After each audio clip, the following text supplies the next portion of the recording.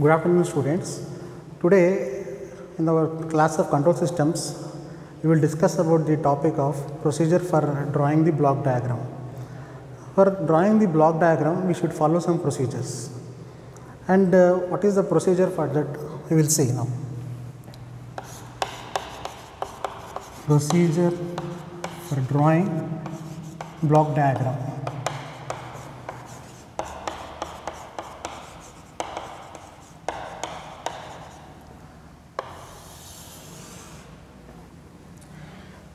We have seen that any control system can be drawn as a block diagram. So, for drawing a block diagram, the control system should be first has to be written in a differential equation. Whatever be the block diagram, we should write first the differential equations which govern the dynamics of the system.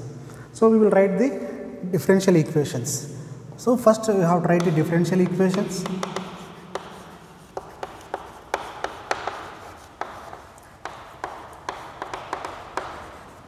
And second, you have to find the Laplace transform of the differential equations. You have to find the Laplace transform of the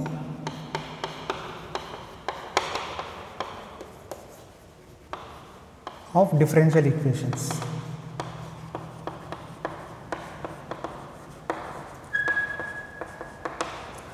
So, in general, you have to follow first writing the differential equations, and then we have to do the Laplace transform of the differential equation.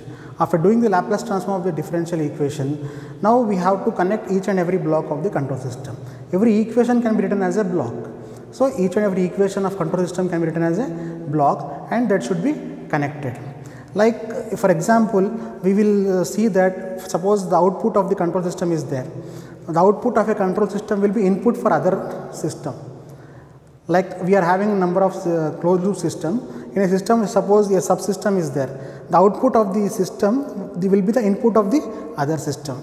So, like this we will be forming a block diagram. By writing the equations, we will forming a block diagram, and that block diagram will be representing the control system. Okay. So, for example, we can have some circuits like RC circuit or RL circuit, we can draw the block diagram for it. So, we have to first know the differential equations. Differential equation shows the dynamics of the system. So, how the dynamic behavior of the system is existing in the closed loop control system. Okay.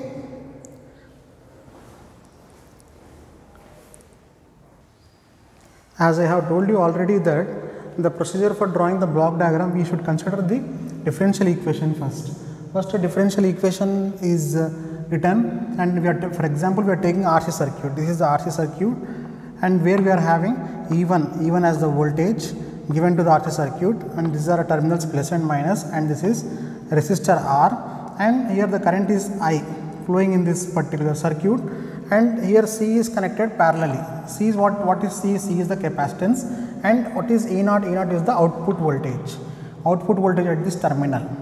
Now, we will see here in this RC circuit, we have to write the differential equations for it. So, any circuit, if you want to write the differential equations, we are having two components here. What are those two components? Two components or two elements are called R and C. So, we will write first the R element in the equation for it, and we will write the value of C. So, first of all, I have told you that we have to write in the equation form, system equations. It can be integral, derivation, or this form. Okay. So, we have to write this I is equals to EI minus E0 by R, nothing but it is application of Ohm's law. I is equals to EI minus E0, EI minus E0 by R.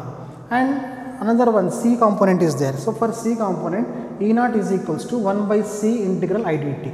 1 by C integral I dt, as we have already known that E0 is equals to 1 by C integral I dt, because here the capacitance is parallelly connected, and therefore the voltage across the capacitance is nothing but the output voltage here, 1 by C integral I dt.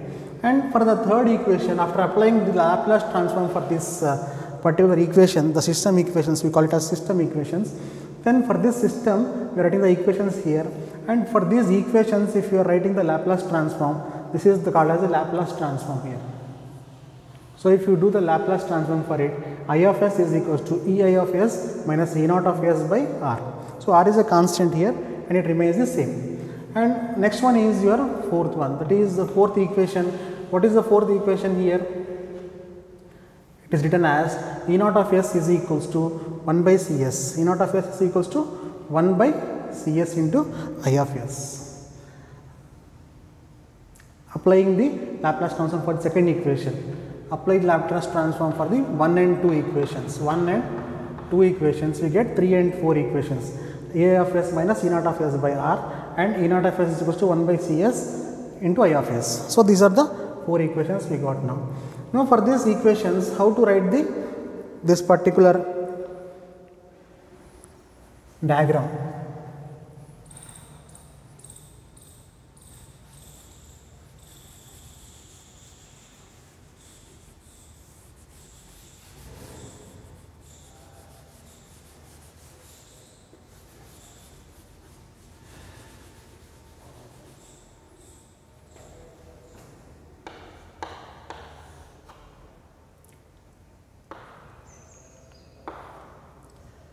This is the first equation and this is the second equation, third equation and the fourth equation. What is the fourth equation?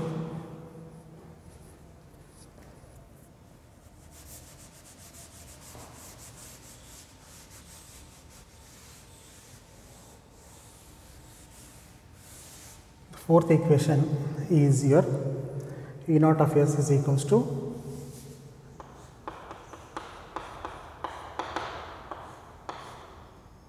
1 by C into I of s,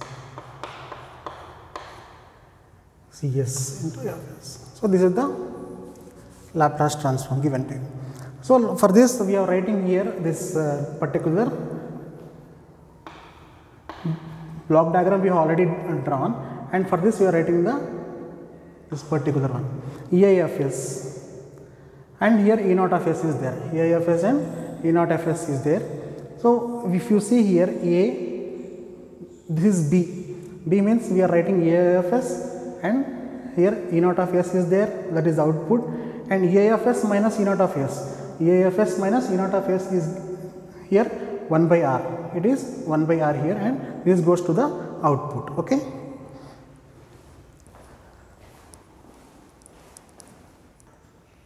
If you come to the next figure, as we already told here, that is B is written here. B means this equation, second equation. This one, after taking Laplace transform, we are writing this block diagram. From the Laplace transform only we can draw the block diagram, that is Ei of s and E naught of s. You can see Ei of s minus E naught of s, plus and minus, it is getting subtraction here. So subtraction E of s minus E naught of s, and next is there 1 by R, because 1 by R is there, you are writing 1 by R, and it continues here. So next, coming to the C part here, that is C. This is C figure C here, and this is figure B, and okay, figure A and figure D. This is figure D. Okay. So figure C shows that it is the I of s. I of s is 1 by Cs. I of s is 1 by Cs E naught of s. So you can see here E naught of s by I of s is equals to 1 by Cs.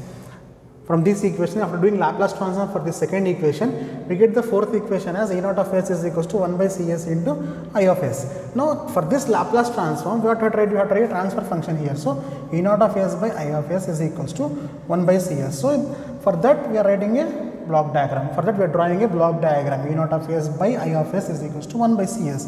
So we will write Ei of s here, and then what we are writing here I of s is there, so I of s is written. Next 1 by Cs is there, 1 by Cs is written here the block, and E naught of s is there, the simple one. Here we know that the initial conditions are 0 while writing a block diagram or a control system. For a Laplace transform, if you are writing output by input, then it should be a initial conditions only. So if you see here Ei of s, all these circuits can be combined now, all these block diagrams can be combined. So first block diagram, where was the first block diagram? This block diagram. So this block diagram is, what is that, 1 by R from this equation, second equation, or after the third equation. Third equation is Ei of s minus E naught of s by R, and you are writing here. that is 1 by r, and after that you are writing 1 by Cs. This is the equation Laplace transform, this is the block diagram. So these two block diagrams are written and directed towards this, and E naught of s is the output, and this is your E naught of s by E of s. Suppose you want to write E naught of s by Ei of s, then we will get the transfer function for this. So to get the transfer function or the block diagram, if you are writing, first you have to write the differential equation or system equation, you can tell, or you have to then do Laplace transform. From the Laplace transform, you have to separately write this particular block diagrams. First equation, this block diagram, again one more equation, this block diagram, again you have to combine this to form a complete block diagram of the system equation. So this complete control system diagram is written drawn there, and this will represent the particular circuit, that is the E1, E0, R and C. All these parameters are present in this block diagram. All the dynamics are also explained in this particular system. Okay. So now you are able to understand how we got through the first step, writing the system equations or differential equations we can say, and after that writing the Laplace transform. After writing Laplace transform, you have to draw the simple block diagram, small block diagram of the equation. Later you have to write the complete block diagram to get this particular circuit's block diagram. This is a circuit and this is a block diagram of it. Okay.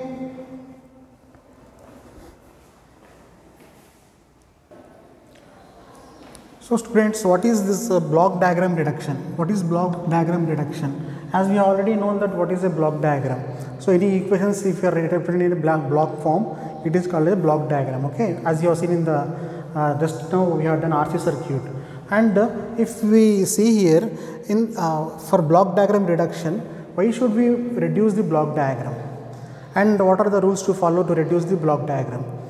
Now, if you have a big block diagram, a number of processes are there in a block diagram.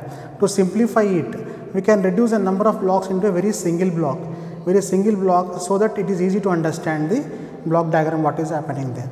So if you are simplifying the block diagram, then you have to follow some block diagram algebra. You have to follow some block diagram algebra where you can minimize the effects, or where you can have the huge block diagram to a very simplified step-by-step arrangement of the block diagrams by considering the dynamics also into a small block diagram. Like you will be having a number of blocks, like one by one you are reducing the block diagram such that the output does not change. If the output does not change, there is nothing wrong in just making the huge block diagram into a small block diagram, a number of blocks into a small blocks, a very less number of blocks, or a single block diagram also we can make it. Okay. So to make it in a single block diagram, what you have to do here is you have to follow some steps. So as we know that by simplifying the block diagram, the blocks may be simplified or the blocks may be reduced, but the transfer function may become complex. The transfer function may become complex due to the this poles and zeros are being modified, or they are becoming complex there. So transfer function will be complex, but block diagram will be simplified. As some we have seen that some transfer functions will be written very simply, but if you are reducing complete this process of reduction of the block diagram, the transfer function may become complex. So we have to also solve the transfer function. Okay. Here you can see that the simplifying block diagram has some steps to be remembered. The first step is the product of transfer function in feed forward direction remains the same. What is he saying? The product of transfer function. Product of transfer function in feed forward direction remains the same. So if you are for feed forward, nothing but you are going in a only forward direction, then the product remains the same, and the product of transfer function around the loop must remain the same.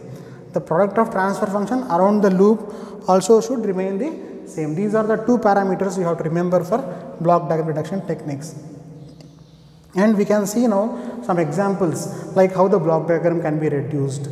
We will see some simple examples where summation points are there, and some loops and some feedbacks, how they are being reduced we can see here. Okay.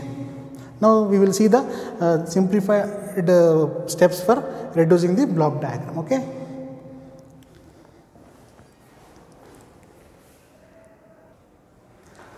So students, if you see this important rules for the block diagram reduction, combining the block diagram in cascade, combining the blocks in cascade. How to combine the blocks in cascade we will see now. So if you are combining the blocks in the cascade, so if you are having x1 and g1, and if you are having x1 g1, here the connecting is x1 g1. Yes, you are making the product of it x1 g1 and it is g2. So the complete output will be x1 g1 and g2, x1 g1 and g2 here. Now here it will be other one x1, now it is variable is changed g2, and here x2 and g2, x2 and g2, because here you are having x2 and g2, x1 g1, x1 g1 will get the product, and x2 and g2 here will get x2 g2 product. Next, if you are having this g1 here, x1 g2 and g1 is the output. Now if you want to combine these two blocks, separately, what we are seeing in common here is you are having the common thing here is you are having x1 and this is x1 g2 and this is x1 g1, and here you are having x1 g2 g1. Why? Because here it is x1, here also x1 g1 g2, here the product x1 g1 and here the product x1 g2. So here g2 and g1 is there. So we can completely write this one as x1, the common thing here, and we are just making the product. Here g1 g2 can be combined, these two can be combined, right? After combining you can write g1 g2 here. After combining this g1 g2 we can write the output as x1 g1 g2. So these two blocks are cascaded. Okay, we are cascading these two blocks and making them here g1 g2. These two blocks are cascaded and made g1 g2, and the variable here x1 is input and here the output is x1 g1 g2. So it is not a big task to cascade here. So cascade rule, if you are having like this separately, you can make them this as a single block diagram. Later you are having this one. What is this one called as? This one is nothing but your another set of block diagram where it can be simplified, okay. If you see here, this is the variable where you are getting x2, okay.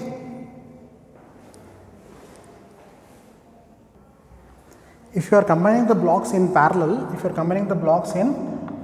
then what you have to do, this is one block and this is the other block, g1 is one block and g2 is other block. So x1 and the output is x2 here, these are two blocks g1 and g2, and here you are having this particular summing. This is the combining in parallel. How to combining in parallel? How to combine that one if the blocks are in parallel like this, g1 and g2. So what you do here, plus some symbol is there, and here it can be minus or it can be a plus. Plus or minus is given here. You can subtract or you can add. So you, after getting this feed forward loop here, you can write g1 plus or minus g2. g1 plus or minus, right? Because we are adding or subtracting g1 plus or minus g2 and x2. So this is simplified block diagram. Instead of writing this particular block diagram, complex block diagram, we can write simply like this. And this one also, instead of writing this two separate things, we can cascade them and write in this way. So next we will be writing some more blocks, okay.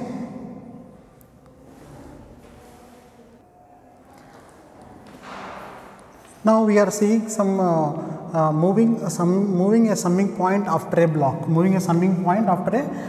So we are having these block diagrams. As we are having these block diagrams also, now we will see how these particular things are being arranged into a simple diagram. First see this one, x1, and here we are having x2. So for this we are having plus, and here it is plus minus. So what we can write here, so if you both combine this one, will give rise to x1 plus or minus x2. So here we are, what we are doing, we are moving a summing point ahead after a block, moving a summing point, this is called summing point, and we are moving the summing point after a block. This block diagram, we are moving the summing point there. Now let us see what are the changes happening if you are moving the summing point ahead of the block. So let us see here, suppose we can is equal to means the circuit, the block diagram can be modified like this, okay. x1, the same thing you have written here, You have drawn the block diagram G, and the summation point is moved here. The summation point is moved here. What will it become? Actually, after summing this point, we got x1 plus or minus x2. So this thing is same here. x1 plus or minus x2 is same. Okay, x1 plus or minus x2 is same here. And what is the product G? Now here G is there. As the G is there, we are writing the product of that. G into x1 plus or minus x2. G into x1 plus or minus x2 is there. So we are not having, we are seeing the changes here. The product is G into x1 plus or minus x2. Okay. You can see this change. Okay.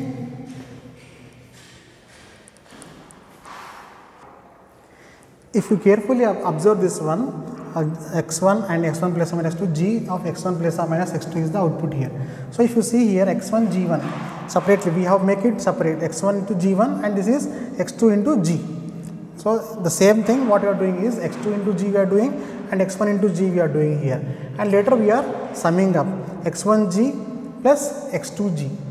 So this G into x1 plus x2 will be there, and output doesn't change, it has become a simple block diagram where we are moving the summation point after the block diagram. For it is required to move the summation point because we will be making the block diagram to reduce to a small size, and therefore we will be moving some blocks as well as we will be moving some summation points, as well as we will be having some takeaway points in this particular block diagram reduction techniques, and we will be following that one for this easiness of solving the circuit, or we can say the block diagram. The block diagram can be reduced to a by a very simple block diagram or a simple block, single block, where you can have only few parameters only few parameters only are there.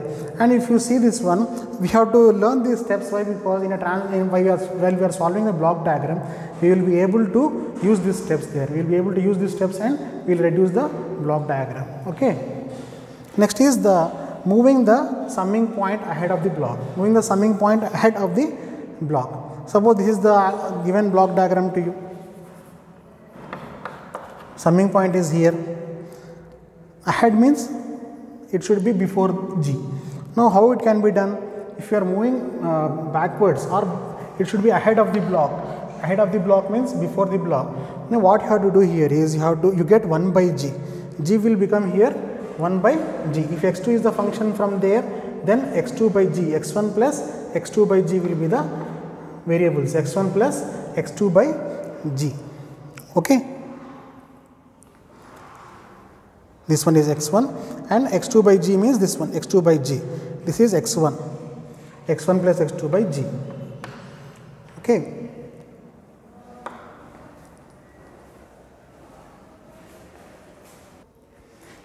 So if you see these block diagrams here, x1 and x2 are given, x1 and x2, and if your takeaway, or we can say takeoff point, this point, if it is takeoff point is after the block, what becomes, how the block diagram becomes, or how can we make the block diagram change. So if you see here x1 and x2, and here G is mentioned, the G block diagram is there. If you want to move the takeoff point from here to this point, that is here. So if you see here, it was first here, next it is coming here. After coming there, you have to write the block diagram in this way, 1 by G, and again you have to write this particular direction, x2. So you have to write the particular block diagram in this way, because moving a takeoff point after a block will make the necessary changes like this. So learning this step by step procedure for moving takeoff point and moving the summation point ahead or backwards, you will get an idea how to reduce the circuit. So if you do a complete problem on the particular reduction of the block diagram, we will understand where did we utilize all these things. So we should learn these things and we should remember these things, how we can move this particular blocks and move these variables, and how we can interchange these things.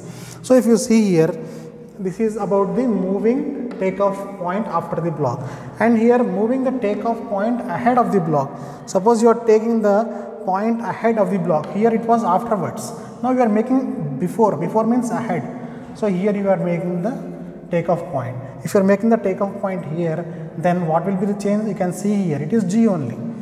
it is g, and you can write x1 into g. The product of this is x1 into g here. Okay, you can write this way. And also we can have some feedback loops also. How the feedback loops also are reduced, we will see. Okay.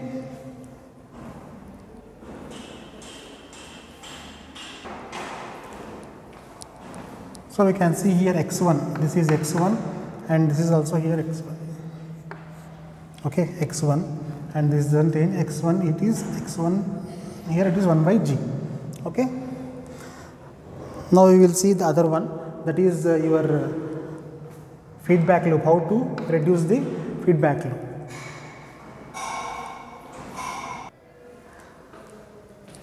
So students, here we are having eliminating the feedback loop,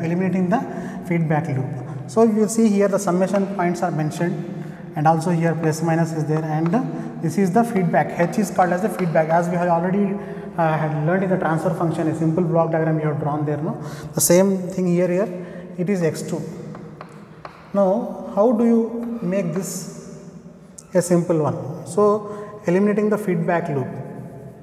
If you eliminate the feedback loop, this will become g by 1 plus or minus gh.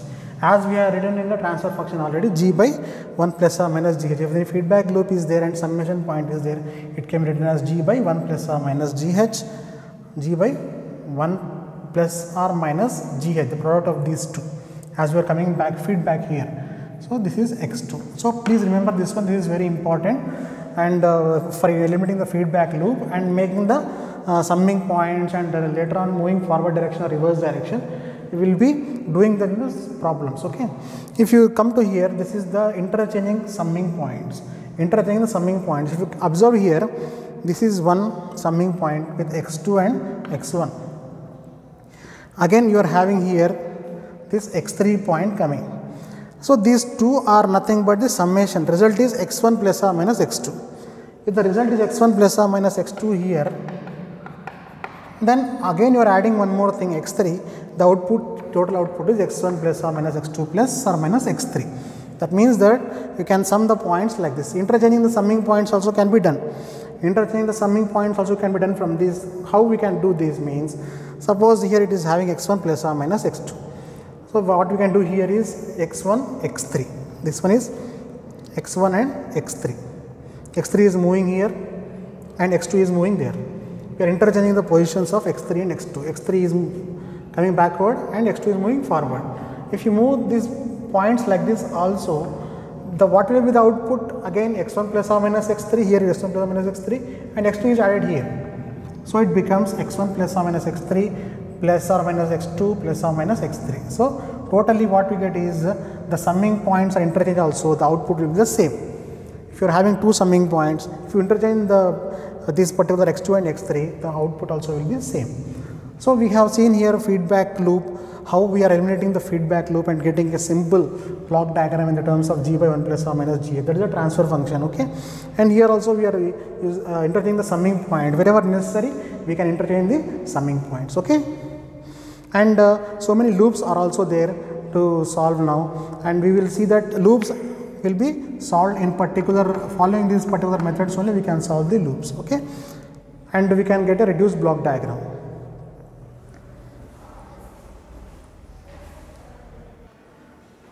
So students, if you see here the splitting a summing point, how now till now we have seen so many shifting of summing point, as well as we have moved some splitting points from the particular block diagram, and now here we are splitting a summing point.